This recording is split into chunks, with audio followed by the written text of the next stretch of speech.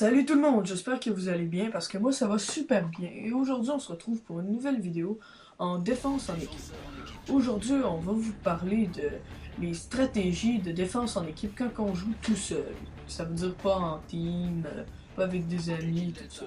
Notez que je joue avec des amis dans cette vidéo là parce que j'avais pas de gameplay ça mes amis à vous annoncer, excusez-moi, à vous montrer. Mais notez que mes teammates, mes amis auront pas de lien dans la stratégie puis dans la vidéo, ils affecteront pas ça. Donc on va tout de suite commencer avec la stratégie. La stratégie principale, donc qui est de tourner autour de la map en cercle dans n'importe quel sens. Puis vous pouvez même au milieu de votre chemin vous en retourner puis repartir en autre sens, tout en restant le plus loin possible de vos alliés. Je vais vous expliquer pourquoi. Cette map-là est le meilleur exemple pour vous expliquer. En défense en équipe, toute l'action se passe au milieu, ou quasiment.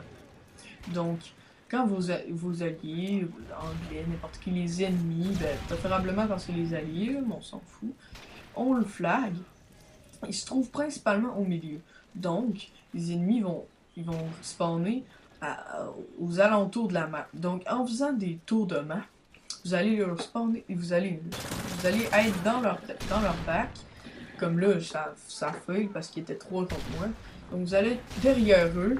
Puis vous allez facilement pouvoir faire 1, 2, 3 kills de suite. Ok, vous allez continuer votre tour à 2 autres petits kills, des choses comme ça. Donc là, j'ai fait un autre kill assez facilement. Donc ça va être comme ça pendant tout le long de la vidéo. Je recommande cette stratégie-là pour les gros kill streak ou bien la Moab, en spécialiste ou en assaut. Je recommande pas de prendre des kill streak de soutien parce que je sais pas, mais vous avez pas c'est pas bien utile pour la stratégie, puis ça aide pas. Vous allez comprendre plus tard pourquoi les kill streak comme assaut sont plus recommandés pour cette stratégie. Donc notez que dans ce gameplay-là, on fait des assez gros séries de victimes à un moment donné pour vous montrer que cette stratégie-là marche assez bien. Donc regardez, un facile dans le back, pogne notre prédateur, on le prend. C'est assez facilement, des kills faciles. C'est jamais vraiment des gros 1 contre 1 là, au gun, là, où il faut absolument que tu gagnes. C'est plus des petits kills faciles dans le dos, ou bien que le gars ne voit pas sur le côté. Donc là, notez qu'il y avait un teammate à côté de moi, ce qui rendait la tâche un peu plus difficile. Donc on continue de faire des tours comme ça. Donc je vous dévoilerai pas le score de la vidéo, ce qui est un assez bon score. Je vous dis, il y a un ratio est très élevé dans cette partie, excusez-moi. Donc là, les amis respawnent à côté de moi, donc ce qui m'aide pas. Donc j'ai vu qu'un de mes amis se fait tuer. Hop, deux petits kills. J'ai été assez chanceux, le gars il aurait pu facilement me tuer. Donc j'ai pas été très intelligent, j'aurais dû tirer sur ceux-là qui me voyaient, mais j'étais stressé, puis je voulais absolument un kill, donc j'ai tiré sur ceux-là. Donc un autre kill assez chanceux, vous allez voir, j'y tire. Là, il m'attend dans le derrière en pensant que je vais venir par l'avant. Donc un petit kill facile. Donc je ramasse son gun. Je débloque ma volée d'H6. Oh, un petit marker. J'ai été assez chanceux qu'il ne me tue pas en une balle. Ça aurait pu ruiner toute ma série de victimes pour obtenir mon Pablo. Donc je suis maintenant à 9-0. Donc j'ai détermination. Ben, je vais vous expliquer ma classe, mais j'ai détermination, ce qui fait que j'ai juste besoin de 11 séries d'élimination. Excusez, d'élimination pour tuer.